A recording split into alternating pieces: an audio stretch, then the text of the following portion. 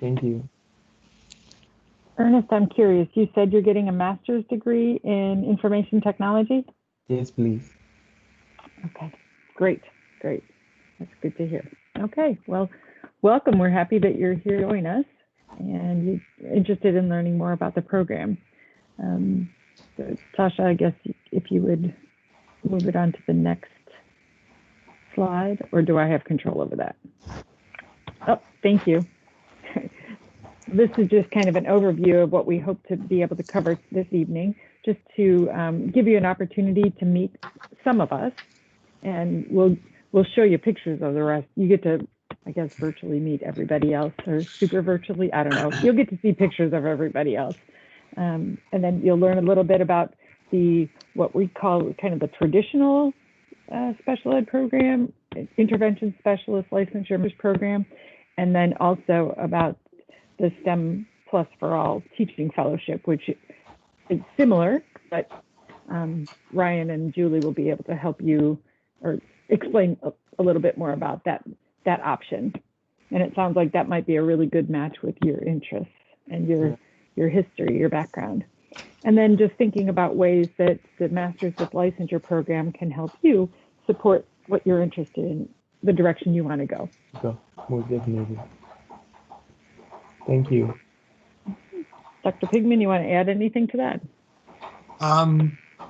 No, I think that's we're on a good start here. I think actually, since we just have Ernest, it might be a good idea to really tailor this to what Ernest is interested in.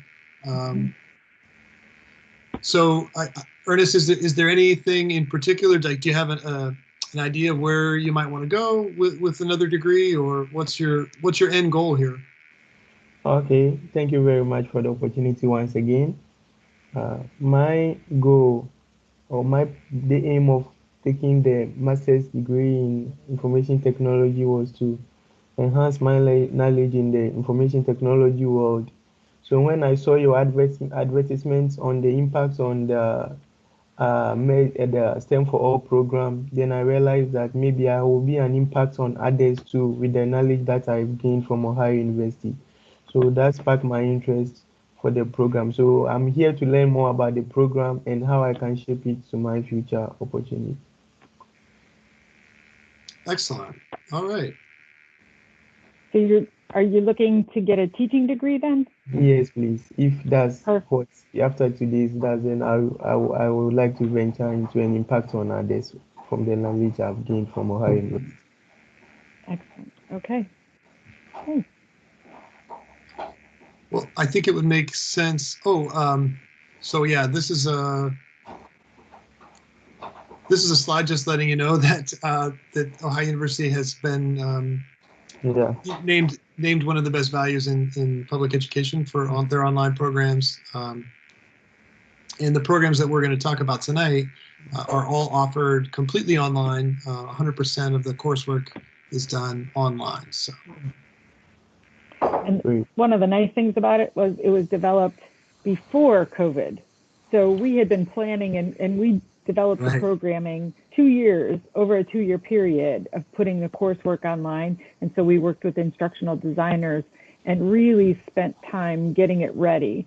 So it's very high quality and it meets the Quality Matters standards. So it's more than just, oh gosh, we got to hurry up and get it online. It's been online and it was designed that way. So we're pretty proud of that. Yes, Miss, what a good coincidence. Yes, right. It was timely. And here are some of the faculty members. We have 2 professors, a professor of instruction, Ms. Perry Ann Bates, who has been with us, I believe, 20 some years. She and I started at the same time, so I think we're around 20 years. So we've got some long-time faculty members. And then Dr. Danielle Feeney, who is an assistant professor of instruction, and this is her 2nd year with us. She came from University of Las Vegas, Nevada. She's got her doctorate there. Yep, so we were able to pull her in. I have been here, as I said, as long as Ms. Bates has been here, 20 years. And Dr. Jen Newton, I believe, is either in her 3rd or her 4th year here. and she is an assistant professor, and she coordinates all of the undergraduate programming in the That's special great. program. But all of us teach graduate courses, so you'd see all of us. Okay, thank you. And this is, that's me. I'm an assistant professor of instruction. I'm also the program coordinator for the STEM Plus for All program. And then we have Dr. Julie Maynard, who is also on the call, and she is the program manager for STEM Plus for All. So in relation to the program, she and I are kind of the leadership team, I guess, for the STEM Plus for All program, and we would really be able to answer all of your questions that you might have that are specific to the STEM Plus for All program, while Diane is kind of an expert in the different individual different majors or tracks that you could take within the special education master's programs. That's So great. we're tag teaming you. That's right. Yeah. Oh, can you go back, Tasha? You don't get out of this so easy. We want to introduce to you Tasha Attaway, who is absolutely wonderful. She's our recruitment manager, but she also is phenomenal and very, very helpful in supporting candidates as they're getting ready to apply. So the application process, she is, as we were talking earlier, she is the goddess of the application process. She is amazing. And the answer person, she is my go-to person for that. Wow. And then Miss Lisa Dale is the online and outreach program director, assistant director, and she kind of takes over once you are accepted. Then she helps with all of the troubleshooting in terms of registration. So she is our goddess of registration issues. Wow. And the two of them are just amazing in terms of support. Our program, regardless of which program you go into, which licensure you choose, it ranges anywhere between 30 and 74 credits. And that sounds like a huge range, but it is, because it depends on what you come in with. So it's individualized, like based on whatever your undergraduate degree was. So if there's anything you took that counts, that would count towards taking care of one of the requirements from your undergraduate degree or your other master's degree, those requirements could be met. We don't talk about waiving them. We just say, okay, that requirement's already met by that course that you already took. It has to be a minimum of 30 credit hours because Ohio requires that. As I'm sure you know, for any master's degree, it has to be a minimum of 30 credit hours. But we have additional requirements for licensure. So that's why there's that huge range. Okay. And for the STEM Plus for All program, our whole program is really, it's already created. It's like pre-programmed that each semester of the program, we outline exactly which courses you take and, which faculty members those are with. And our program is 18 courses and 74 credit hours long. And it usually, it takes we say 18 months really to complete the program. So it's a pretty quick program. And one way that we've been able to make it such a quick program is that idea that we kind of really pack those semesters. So there will be several semesters where you have, many, not many, you have several courses along with like a clinical placement where you would be working with a mentor teacher and engaging with students in the field, whether that be virtually or face-to-face, depending on kind of where things are as far as the pandemic. And sorry, go ahead. I said it sounds great. Yeah. Oh, okay. Good. So if you're one of the options, if you're not in the STEM Plus for All, you could do either part-time or full-time. As Ryan mentioned earlier, it's all online. And he also mentioned that there's a clinical experience with all of that. And that's one of the things that is really unique about our program and special about our programs is how much clinical time you have, how much time you have with students, working directly with students and practicing before you go out and get your license. So in some places, they only have in some universities, they just have a professional internship or a student teaching at the very end. We start early. So all the way through your experiences, you have a clinical experience that's attached to your courses or is related to your courses. So the things that you end up doing in your coursework, your assignments, are directly applicable to what you're doing in the classrooms, in the P12 classrooms. And the licenses are all P12 or K12. Okay. Please, I might ask, I'm an international student. I don't have much knowledge on the K12. So what's this about the K12? If, Kindergarten all the okay. way through 12th grade. So from very young all the way through, so when they start school in kindergarten, all the way through till 12th grade, all the way through high school. Okay. Okay. So you would be licensed to teach that whole grade, that whole span, any of those grades. Oh, okay. Great. Okay. And then the program finishes up with a master's research project, which is an action research project where you are in the classroom and you come up with a question that you want to answer related to the work that you're doing in the classroom, and you collect data to answer that question. So that's our culminating project. There's no big tests or anything like that at the end. It's a applied action research. Sounds good.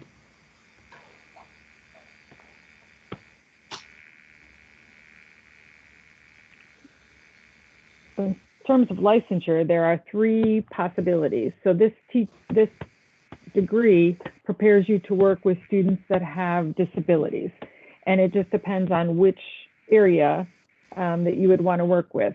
So the first one is licensure to work with students that have mild to moderate disabilities. Again, that kindergarten through grade 12, and typically those students would have in that area would have specific learning disabilities or mild cognitive disabilities or emotional disturbances. So technically that would be their labels if they were given labels.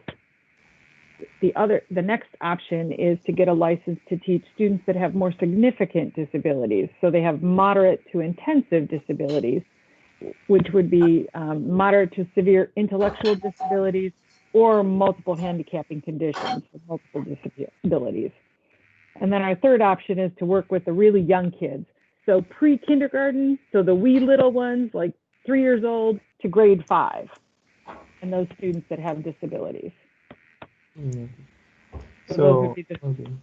So how will you classify the disabilities? What is it about? Is it physical or emotional or learning? So how is this disability about? those are determined by the school districts. Okay. The school district will identify whether or not a student has a disability and the intensity of it. So our licensure bands, the mild to moderate or the moderate to intensive, are related to the intensity of the disability. Okay. Okay. And so sorry, Diana, if I'm going to jump in there, Please. with these, either of these licenses, you would then be able to teach, any of the students within that sort of range of severity. But your students, in the future could have, learning disabilities or cognitive disabilities or problems with behavior or physical disabilities as well, depending on whichever path you take for licensure. So you would be prepared to work with students in any of those groups. Okay.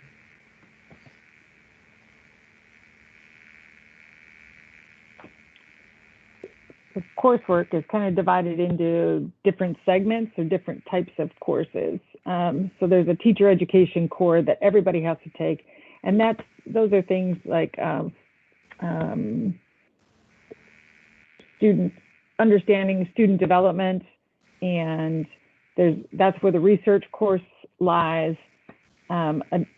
An introduction to disabilities, those kinds of things that everybody, regardless of the master's degree that they earn, that's where they have to take those classes. Everybody does. And then there's teen credit hours of special education courses, and then additional courses that are related just to whichever licensure area you're going to seek, either the mild to moderate, moderate to intensive, or the early childhood intervention. So those are differentiated in those courses. And then there's some basic instructional methods courses that are required by the state. There's a teaching of math and a computer technology.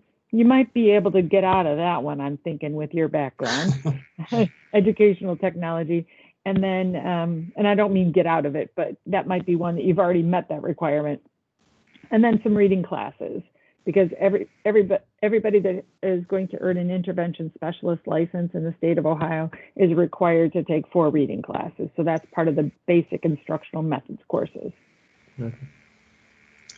And just the sort of the caveat here with the STEM Plus for All is, as I mentioned earlier, that our semesters are already set up. All the courses are already predetermined for the program, and you can count on taking an average course load of anywhere from 15 to 22 credit hours each semester. So it kind of just varies depending on which of those 3 licensure tracks you would choose, and which semester, that we're in, if that makes sense. Makes sense. Okay.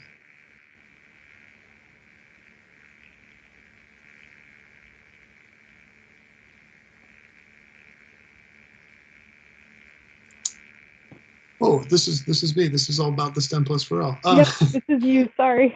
No, it's fine. I hadn't seen this slide yet, so or at least the finished product.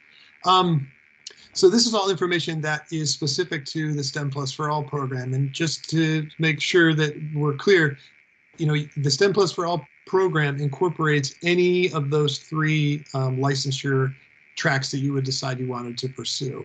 But one of the, we're going to talk about the benefits right now. One of the benefits of this program is that we also do some micro-credentialing with computer information and technology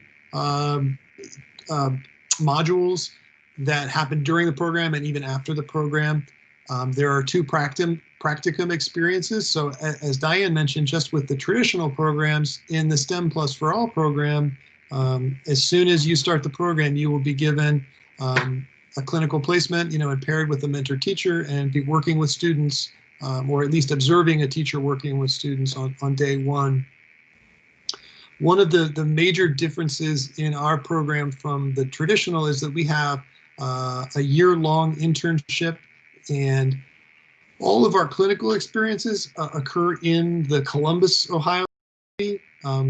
So I guess maybe that's something that we should have brought up first thing, is that if you do become interested in the STEM Plus for All program and apply and are accepted, that there is the stipulation that you'll be placed in a classroom somewhere in the Columbus, Ohio area.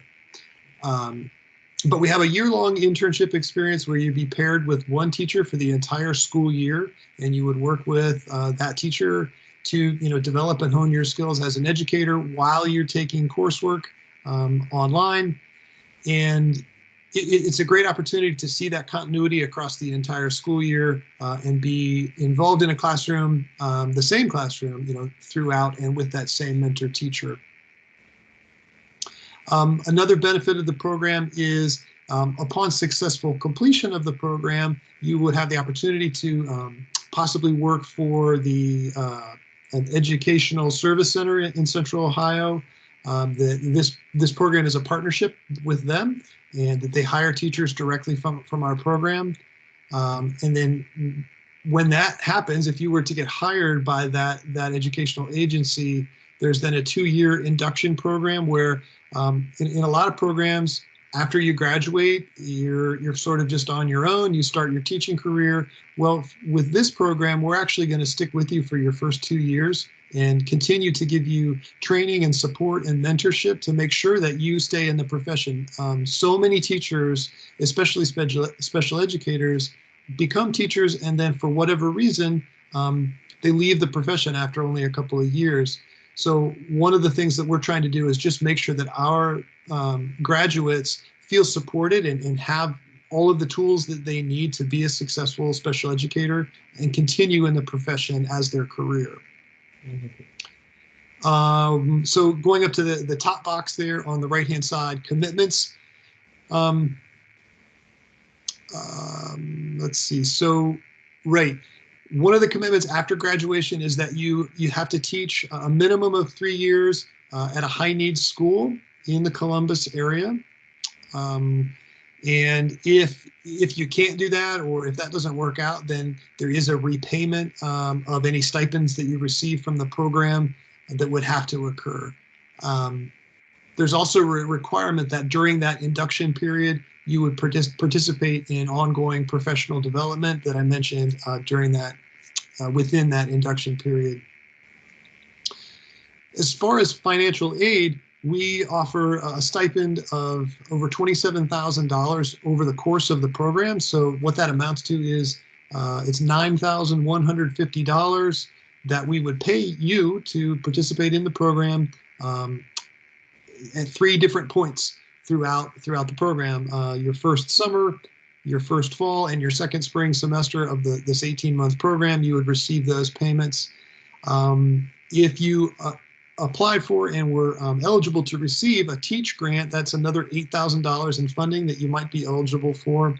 And there are additional financial aid options available based on your financial need. Now, the one thing I do want to say about this when we talk about financial aid, all of the candidates in our program pay tuition. They pay, they pay the full tuition, but then our stipend that we give, which helps offset those costs of living expenses, actually ends up being more than what you would pay in tuition. So it is a great deal. Do you have maybe the knowledge about the figures about the tuition? How much will it cost? And excuse me. And I'll just hop in really quickly just to say that the TEACH grant is a federal grant, and I just posted a link in the chat to the site where you can find more information about that grant. And the applying for the TEACH grant starts with completing the free application for federal student aid. Citizenship is, I am not completely sure if it is available for students who are not U.S. citizens. So I need to confirm that. But that's the link where they have all of the information about the program. And if you've ever filed a FAFSA in the past, then you definitely should file that FAFSA again, because that's the starting point for that program. okay. Thank you. So Ernest, were you also asking about what tuition would be? Yes, please, the cost of tuition. Sure. Tasha, do we have a slide about the tuition costs? We don't have a slide, I think. We just basically have at this point, this is kind of the things that we'll touch on as we wrap up and any questions that you have. But as far as the tuition cost, I'm doing too many things. So let me get over to where I have my notes. I'm going to just go online real quick onto the... $596 per credit hour for Ohio residents. And I'm putting a link in the chat right now to where you can find the full breakdown of all of the costs. And that's a PDF that's provided by the bursar's office. Okay. So there is, with the special education programs, the pricing is really comparable to an on-campus program, and they do the same blocking. Once you get to 9 credit hours, from 9 to 18 credit hours is one single cost. So that breakdown is there. There is an out-of-state, a non-resident fee. So for an out-of-state resident, that total for, if you're taking a full-time load, that would be $8,831 for 9 to 18 credit hours. So that is, and the full breakdown is on that PDF link that I gave you. Okay. But everything, again, as the cost goes up, your financial need goes up. So having a higher level of financial need makes you more eligible to receive additional aid. So it's kind of a it's a little bit of a circuit. It's a little bit of a circuit, basically. That excuse me. That as you have that need, they can raise some levels to match that need. So don't be scared off by the price, but definitely do the research about the Teach Grant, so because that's a fabulous option for special education majors, and a lot of students aren't able to take advantage of that. Okay. I told you she has all the answers. I wish. You're too kind. Okay. My next question is, for example, I received an graduate assistant from my department for a tuition waiver. So maybe I want to ask, did the program also offer some tuition waivers for me? Yeah. So I can tell you that the STEM Plus for All program, we have been given one tuition waiver by the dean's office that we applied. It goes to a different person in our program every semester based on financial needs. So the folks with the highest financial need receive the tuition waiver. I know that with the traditional programs, if you decided not to do the STEM Plus for All program and you did one of the traditional routes, there likely would be, Diane, you might have a better answer for this, but there likely would be opportunities for a graduate assistantship. That's correct. You would have to apply, and so your name goes into the pool, your application goes into the pool with everybody else's, and then certain faculty, so different programs are given a graduate assistant, and they go through the applications and select people from there. So I think maybe there's at least 5 or 6 that I know of that are possible from different programs in the department. But typically you'd have to be either in Athens to be able to support those faculty members or those programs in teacher education. Definitely. Okay, my next question will be, right now I'm taking classes and I'll graduate on August 2021. So how can I combine the course with my current course? How can I combine it, the course load? Because I'll graduate in August 2021. Unfortunately, the university does not allow students to take two different graduate level programs at the same time. So it would be a matter where you would need to complete your current program and then start the next one. Oh, okay. I'm sorry. So does it mean that when should I start at the application, the next year's program, if I complete, because I'll complete in August 2021? So fall semester would be your start date then, if you're finishing in August. And let me get that date. I will be right back. Let me just chime in too that the STEM Plus for All program actually starts in the spring semester. So we have a new cohort starting in January. So you would be eligible then for the cohort starting in January of 2022. Okay. So that was my problem about how combining the workload and how the university can allow me take 2 master's degree program at the same time, and that was my barrier and my problem.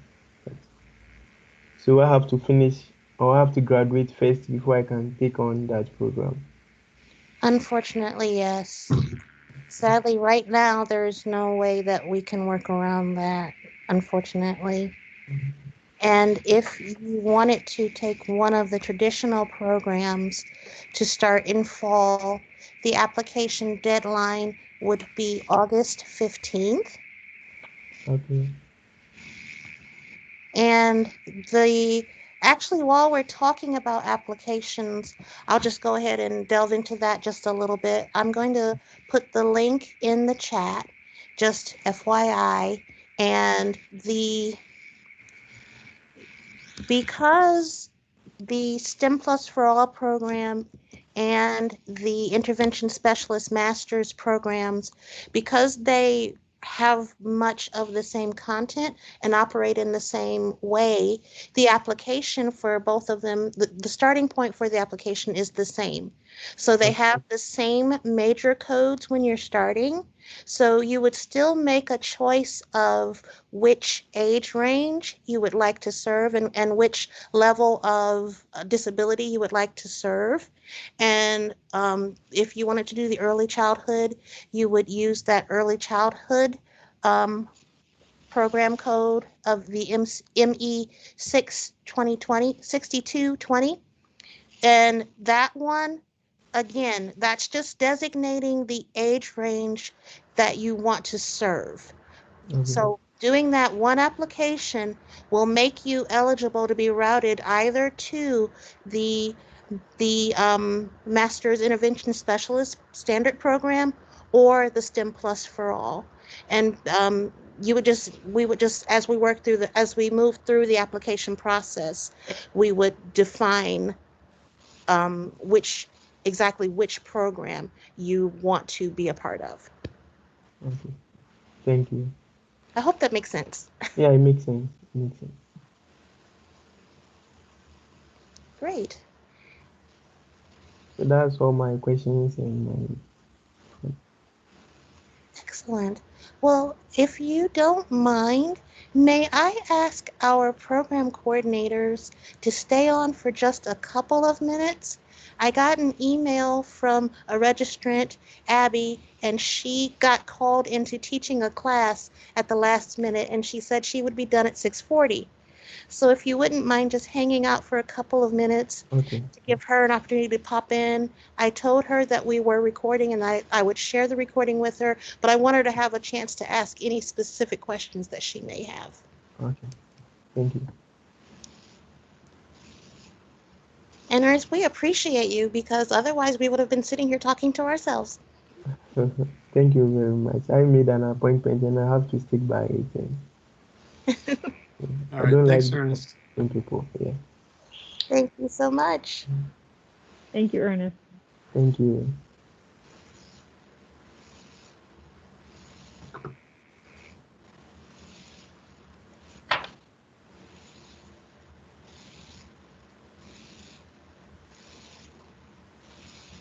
And I'm going to go ahead and stop the recording while we wait for a second.